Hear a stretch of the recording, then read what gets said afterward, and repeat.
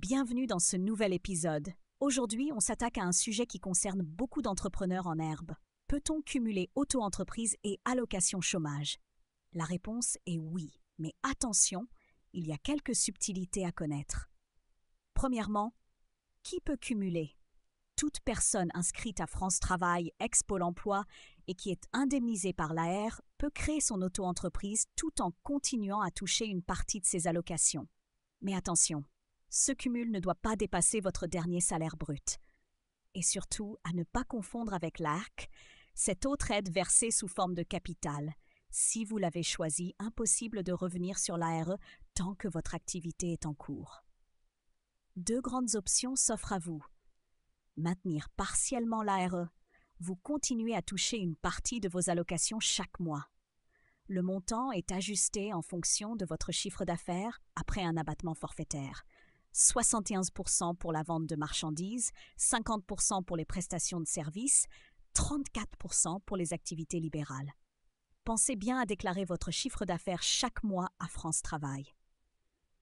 Petit rappel important, depuis avril 2025, le cumul est plafonné à 60% du montant mensuel de l'AR contre 70% auparavant. Demandez l'AR que vous touchez 60% de vos droits restants en 2 fois. Un premier versement à la création de l'entreprise, un second 6 mois après. Mais attention, choisir l'ARC, c'est renoncer à l'AR. Ce capital est utile pour démarrer, mais si votre activité tarde à générer des revenus, cela peut vite devenir compliqué. Comment est calculé le maintien partiel de l'ARE? Prenons un exemple. Vous réalisez 1 000 € de chiffre d'affaires en prestation de services. Après un abattement de 50%, on retient 500 €. Ce montant réduit votre allocation selon une formule interne. Et le reste de l'ARE vous est versé en fin de mois. Attention aux erreurs classiques. Ne pas déclarer son chiffre d'affaires. Suspension immédiate de l'ARE. Dépasser les seuils de chiffre d'affaires, cela peut faire basculer votre régime fiscal et bloquer vos allocations. Croire que vos droits se mettent en pause, même sans versement d'ARE, votre durée d'indemnisation continue de s'écouler. Choisir l'ARC sans stratégie, cela peut fragiliser votre trésorerie si votre activité démarre lentement. Et en 2025, il y a des nouveautés. Une réforme de l'assurance chômage est prévue pour septembre 2025. On attend des changements sur la durée et le montant des indemnisations. Les contrôles de France Travail sont renforcés.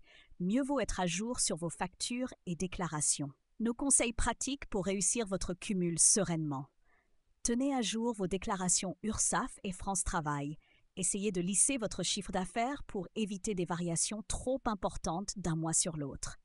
Conservez tous vos justificatifs. Utilisez l'espace personnel France Travail pour simuler régulièrement vos droits. Voilà, vous savez tout, ou presque.